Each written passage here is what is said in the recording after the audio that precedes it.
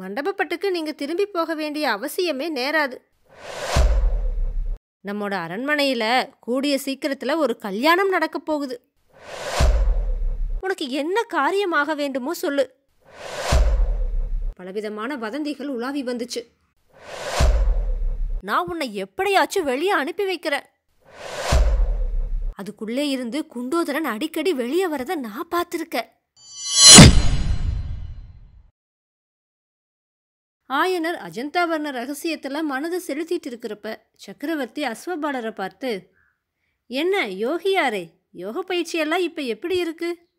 இந்த வாதாபி மன்னர் வந்தாலும் வந்தாரு, யோக சாதனத்துல மனசை செலுத்தவே அவகாசம் இல்லாம போயிடுச்சு அப்படின்னு சொல்லி கண்கள்னால சமிக்ஞை செஞ்சாரு. அஸ்வபாலர் சக்கரவர்த்தியை பின்தொடர்ந்தாரு. 2 பேரும் வீட்டுக்கு பின்னால அரண்மனை உத்தியானவனத்துல இருந்த யோக மண்டபத்துக்கு போனாங்க. அவங்க போனதும் சிவகாமி கமலியை பார்த்து, அக்கா, சக்கரவர்த்தி கற்ற கலையெல்லாம் போதாதுன்னு யோகக்கலை வேறு கற்றுக்கொள்ள ஆரம்பிச்சிருக்காரான்னு கேட்டா. கமலி அதுக்கு கண்ணை விஷமமா சிமிட்டி கொண்டே ரகசியம் பேசுற குரல்ல, யோகமாவது மண்ணாங்கட்டியாவது எல்லாம் மோசம், அப்புறமா சொல்லுறேன் அப்படின்னு சொன்னான். கொஞ்ச நேரத்துக்கெல்லாம் மகேந்திர பல்லவர் யோக மண்டபத்திலிருந்து திரும்பி அந்த வீட்டு வழியா வெளியே போனப்ப ஆயனர் போய் குறுக்கிட்டு வணங்கி, பல்லவேந்திரா, இங்க நாங்க வந்த காரியம் ஆகிடுச்சு இல்லையா? இனி மண்டபப்பட்டுக்கு திரும்பலாமா அப்படின்னு இரக்கமான குரல்ல கேட்டாரு.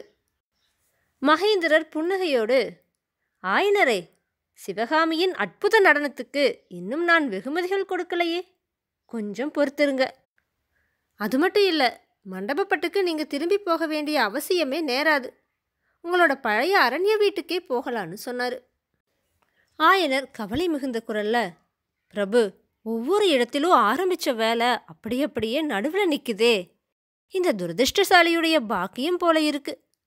மண்டபப்பட்டில் ஆரம்பிச்ச திருப்பணியும் அப்படியே நின்றுடுச்சுனா அப்படின்னு சொல்லி வந்தப்ப மகேந்திர பல்லவர் குறுக்கிட்டு, மகா சிப்பியாரே, மனித வாழ்க்கை அற்பமானது.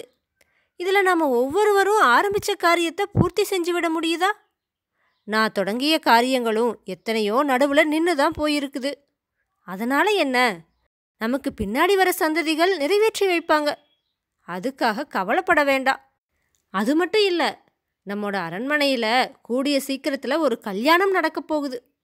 அப்போ உம்முடைய குமாரி நாட்டியம் ஆட வேண்டி இருந்தாலும் இருக்கும் அப்படின்னு சொல்லிட்டு மேலே நடந்து போனவர் வாசற்படி என்ற சற்று தயங்கி நின்று, ஆயனரே, உங்களுடைய விருப்பத்துக்கு விரோதமாக இருக்கும்படி கட்டாயப்படுத்த நான் விரும்பலை. உங்களுக்கு அவசியம் போக வேணும்னா கோட்டை வாசல் கதவுகள் திறந்ததும் போய் வாருங்க, தேவை ஏற்படுறப்ப சொல்லி அனுப்புகிறேன் அப்படின்னு சொல்லிட்டு விரைந்து வாசற்படியை கடந்து போனார். சக்கரவர்த்தி போனதுக்கப்புறமா சிவகாமி திடீர்னு தரையில் குப்புறப்படுத்துக்கிட்டு விம்மி விம்மி அழத் தொடங்கினான். கமலி அவளோட தலையை தூக்கி தன்னுடைய மடி மேலே போட்டுக்கிட்டு, என் கண்ணே, நீ ஏன் அழற? உனக்கு என்ன காரியமாக வேண்டுமோ சொல்லு. எந்த பாடுபட்டாவது உசுறு கொடுத்தாவது நான் செஞ்சு கொடுக்குறேன். நீ கண்ணீர் விட்டா என்னுடைய நெஞ்சே உடைந்து விடும் போல இருக்குது அப்படின்னு சொன்னான். சிவகாமியோ மறுமொழி சொல்லாம விம்முனான். அசடே, நீ எதுக்காக அழறேன்னு எனக்கு தெரியும். சக்கரவர்த்தி கல்யாணத்தை பற்றி சொன்னதுக்காகத்தானே. அது எப்படி நடக்கும் சிவகாமி? மாமல்லர் உனக்கு வாக்கு கொடுத்துருக்கிறப்ப எப்படி நடக்கும்? இந்த மகேந்திர சக்கரவர்த்தி என்னதான் சூழ்ச்சி செஞ்சாலோ மாமல்லர் இன்னொரு பெண்ணை கல்யாணம் செஞ்சுக்க மாட்டாரு. மாமல்லருடைய குணம் எனக்கு நல்லா தெரியும். அவர்கிட்ட இந்த சக்கரவர்த்தியுடைய சூழ்ச்சி ஒன்றும் பலிக்காது அப்படின்னு சொன்னா கமலி. சென்ற சில நாட்களா காஞ்சி நகரத்துல மாமல்லருடைய விவாகத்தை பத்தி பலவிதமான வதந்திகள் உலாவி வந்துச்சு. பாண்டியனை புலிகேசிக்கிட்ட இருந்து பிரிக்கிறதுக்காக பாண்டிய குமாரிய மாமல்லருக்கு கல்யாணம் செய்து கொடுப்பதா சக்கரவர்த்தி ஓலை அனுப்பியிருக்காருன்னு சில பேர் சொன்னாங்க. இன்னும் சிலர் வாதாபி சலுக்கர் குலத்திலேயே மாமல்லருக்கு பெண் கொள்ளப் போவதா பிரஸ்தாபிச்சாங்க. இதெல்லாம் கமலியோட காதுக்கும் எட்டி இருந்தபடியால அவளுடைய மனமும் ஒருவாறு வேதனைப்பட்டு கொண்டுதான் இருந்துச்சு. அதனால தான் மாமல்லருடைய மன உறுதியை பற்றி அவ்வளவு வற்புறுத்தி சிவகாமிக்கு அவ தேறுதல் சொன்னான். ஆனால் சிவகாமியோ தேறுதல் அடையலை. மாமல்லருடைய பெயரை கேட்டதுக்கு அப்புறமா இன்னமும் விசித்து அழத் தொடங்கினான். இல்லை அக்கா, இல்லை, மாமல்லர் என்ன வெறுத்துடுவார். என்கிட்ட அவருக்கு இருந்த ஆசையெல்லாம் விஷமமாகிவிட போகுது. அவருக்கு அப்படி துரோகம் செஞ்சுட்டு இந்த பாவி.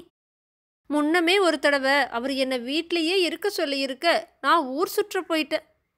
இப்போ என்னை மண்டபப்பட்டிலேயே இருக்கும்படி சொல்லியிருக்க இங்கே நாட்டியமாட வந்துட்டேன். அக்கா, அவர் பாண்டியனை வென்று விட்டு நேராக மண்டபப்பட்டுக்கு வருவார். வந்து என்னை தேடுவார். அங்கே என்னை காணாம போனா அவருக்கு எப்படி இருக்கும்?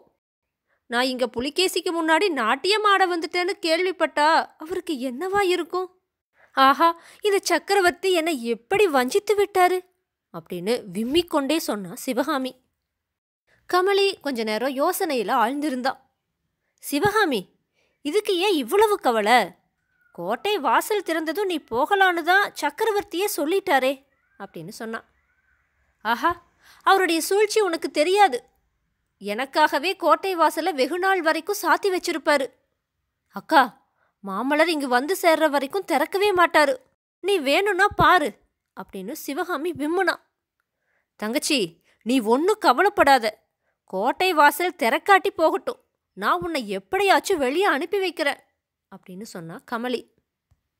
உடனே சிவகாமி விம்மலை நிறுத்தி எழுந்து உட்கார்ந்து, அக்கா, நிஜமாகத்தானா? அது சாத்தியமா அப்படின்னு கேட்டா. நான் மனசு வச்சா எதுதான் சாத்தியமாகாது? என்னை யாருன்னு நினச்ச? இந்த மகேந்திர சக்கரவர்த்தியுடைய சூழ்ச்சியெல்லாம் என்கிட்ட பலிக்குமா அப்படின்னு கமலி சொன்னான். அக்கா, எப்படின்னு சொல்லு.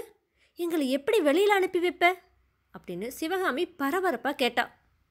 கமலி அவளுடைய காதண்ட தன்னுடைய வாயை வச்சு, சுரங்க வழி மூலமா அப்படின்னு சொன்னான். சிவகாமி ஏற்கனவே காஞ்சியிலேருந்து வெளியே போக ரகசிய சுரங்க வழி இருக்குதுன்னு கேள்விப்பட்டதுண்டு. அதனால் இப்போ கரை கடந்த ஆவலோடு, சுரங்க வழி நிஜமாவே இருக்குதா? உனக்கு நிச்சயமாக தெரியுமா அப்படின்னு கேட்டா. கமலி மறுபடியும் ரகசியமான குரல்ல, இறைஞ்சு பேசாதடி. மாமாவுடைய யோக சாதனத்தை பற்றி சொல்லறேன்னு சொன்னேன் இல்லையா? யோகம்ங்கிறதெல்லாம் பொய் தங்கச்சி, சுத்தமாக பொய். அந்த மண்டபத்தில் சுரங்க வழி இருக்கு. அதுக்குள்ளே இருந்து குண்டோதரன் அடிக்கடி வெளியே வரதை நான் பார்த்துருக்கேன். சக்கரவர்த்தி கூட சில சமயம் அப்படின்னு இழுத்தப்ப, என்ன அக்கா சொல்லற? குண்டோதரனா அப்படின்னு சிவகாமி கேட்டா. ஆமாண்டி தங்கச்சி, ஆமா. குண்டோதரன்னு சக்கரவர்த்தியோட ஒற்றனொருத்த இருக்கா, சத்ருக்கன்னு இன்னொருத்த இருக்கா. 2 பேரும் பொல்லாத தடியுங்க. என்னடி யோசிக்கிற அப்படின்னு கமலி கேட்டா. அதெல்லாம் ஒன்றும் இல்லை, நீ சொல்லுக்கா. அந்த சுரங்க வழி உனக்கு எப்படி தெரிஞ்சுது அப்படின்னு சிவகாமி கேட்டா. அந்த யோக மண்டபத்துக்கு பக்கமாக நான் வரவே கூடாதுன்னு என்னோட மாமனார் சொல்லியிருந்தாரு. அதனாலேயே அவருக்கு தெரியாமல் நான் அடிக்கடி போய் பார்ப்பேன்.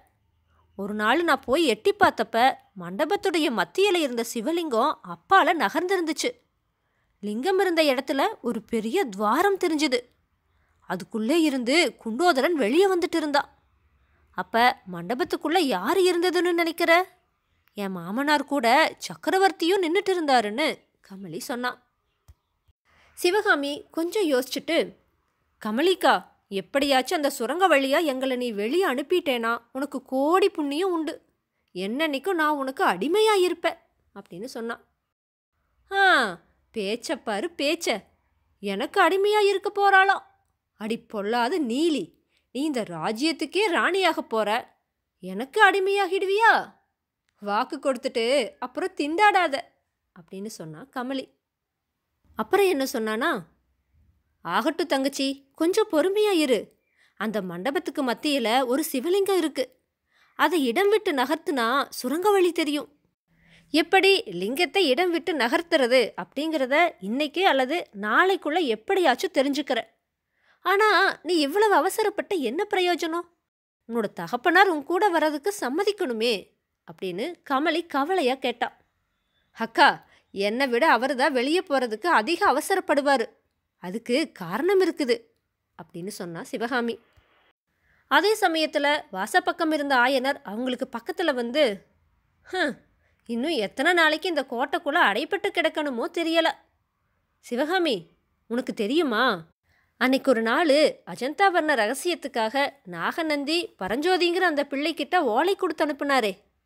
புலிகேசி மகாராஜாவுக்கு தான் அந்த ஓலையை கொடுத்து அனுப்புனாராம். அடாடா, வாதாபி மகாராஜா காஞ்சியில் இருக்கிறப்பவே இதை சொல்லியிருந்தா நான் அந்த சளுக்க குல சிரேஷ்டர்கிட்ட கெஞ்சி கூத்தாடி அஜந்தாவர்ண ரகசியத்தை பற்றி கேட்டு தெரிஞ்சிட்டு இருப்பேன் இல்லையா அப்படின்னு புலம்புனாரு. புலிகேசி மகாராஜாவுக்கு அந்த ரகசியம் தெரிஞ்சிருக்கணும் அப்படின்னு என்ன நிச்சயம்ப்பா அப்படின்னு சிவகாமி குறுக்கிட்டு கேட்டா. அம்மா, கட்டாயம் தெரிஞ்சிருக்கணும். புலிகேசியுடைய இளம் பிராயத்தில் அவர் அஜந்தா மலை குகையிலேயே கொஞ்ச காலம் ஒளிஞ்சிட்டு இருந்தாருன்னு கேள்விப்பட்டிருக்க அப்படின்னு சொன்னார் ஆயனர். அப்போ கமலையும் சிவகாமியும் ஒருத்தரையொருத்தர் பார்த்து புன்னகை புரிஞ்சுட்டாங்க. ஆயனர் இப்படி பேச பேச அவங்களுக்கு உற்சாகம் அதிகமாயிட்டு இருந்துச்சு.